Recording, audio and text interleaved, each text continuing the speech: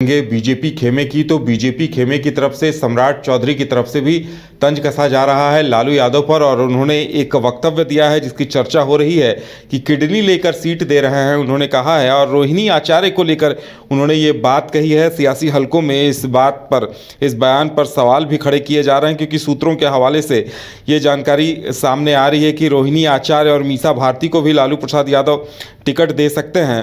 और उन्होंने सिंबल बांटने का सिलसिला शुरू कर दिया है। और ऐसे में अब बीजेपी को भी कहीं ना कहीं मौका मिल गया है। बीजेपी भी हमले का कोई मौका चूकती नजर नहीं आ रही है। और इस वक्त हमारे साथ ज़्यादा जानकारी के लिए संवाददाता विवेक जुड़े हुए हैं। विवेक, सम्राट चौधरी ने जो बयान दिया है उस बयान को लेकर काफ़ी चर्चाएं चल रही हैं।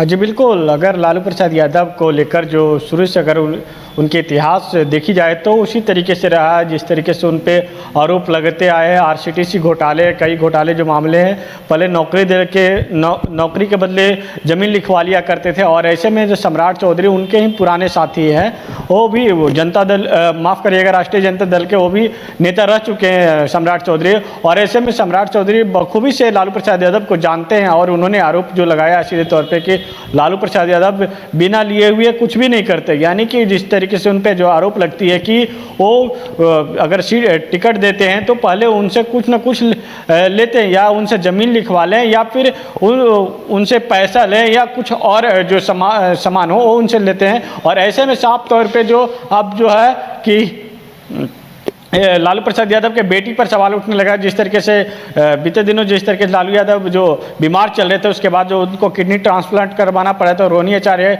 जो 44 साल के हैं उन्होंने किडनी दी। और उसके बाद जो 3 तारीख का जो रैली हुआ था गांधी मैदान में, उस रैली में वो भरी मंच पर उन्होंने रोहिणी आचार्य का नाम को आगे किया और उसके साथ साथ हाथ खड़ी करवा कर कहा कि रोहिणी आचार्य भी हमारे जो साथ हैं वो हमारे साथ देने के लिए वो भी मैदान में कूद पड़ी हैं। और ऐसे में अब लोकसभा चुनाव है, लोकसभा चुनाव को लेकर उनको जो लड़ने की जो खबरें जो आ रही है कि सारण सीट से उनकी लगभग तय हो गया है। और ऐसे में जो सम्राट चौधरी का इस बयान कहीं ना कहीं जो स्पष्ट दर्शाता है कि लालू प्रसाद यादव जो हैं बिना लिए हुए, बिना कुछ भी लिए हुए के बिना काम नहीं करते हैं। ऐसे में उन पर पहले भी आरोप लगते आए, जब रेल मंत्री हुआ करते थे 2004 से 2009 के बीच में, तो नौकरी के बदले ज़मीन लिखवा लिया करते थे। वो भी अभी मामला जो चल रही है। और इस तरह पे अब जो आरोप इन पर लग रहा है कि वो बेटी को किडनी लिए, उसके बदले इनको जो टिकट दे रहे हैं। ऐसे में बता दें कि लालू प्रसाद यादव के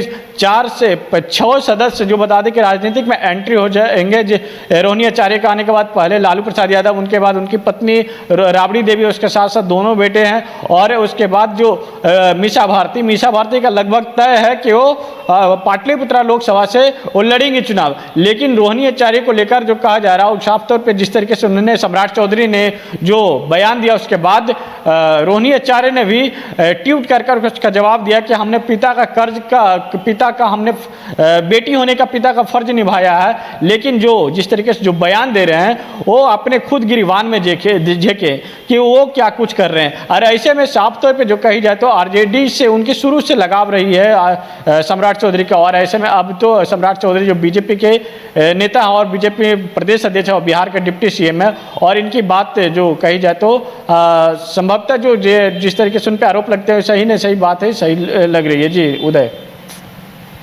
आरोप प्रत्यारोप का सिलसिला भी अभी और तेज होता दिखाई देगा। और कई लोग तो इस बात की सीधे आलोचना कर रहे हैं कि पिता पुत्री के रिश्ते को लेकर सम्राट चौधरी को ऐसा नहीं कहना चाहिए था। तो कहीं न कहीं इसे लेकर भी लगातार बयानों का दौर शुरू हो गया है।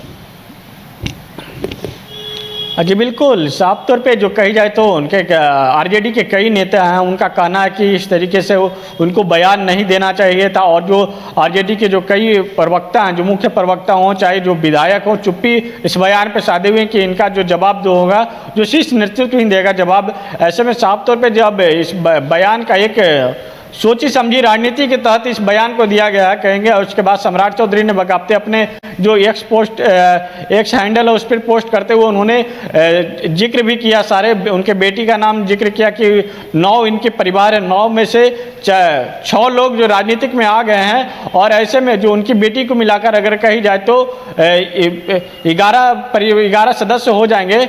माता पिता के मिलाने के बाद उनके लालू प्रसाद यादव के जो कही जाए तो 9 संतान हैं। और ऐसे में जो उनकी 4 संतान का राजनीतिक में एंट्री हो गई है, तो ऐसे में साफ तौर पे जो कही जाए तो एक बयान जो है सोची समझी तहत के जो बयान दी गई है। और ऐसे में उनके जवाब भी है। रोहिणी आचार्य ने ट्विटर के माध्यम से भी इस बयान को जाहिर किया है और साफ तौर पे लालू प्रसाद यादव के साथ जो है तस्वीर भी साझा की है कि हम पुत्री होने का फर्ज निभाया, लेकिन जिनको जो बोलना है बोलने दीजिए। जी उदय।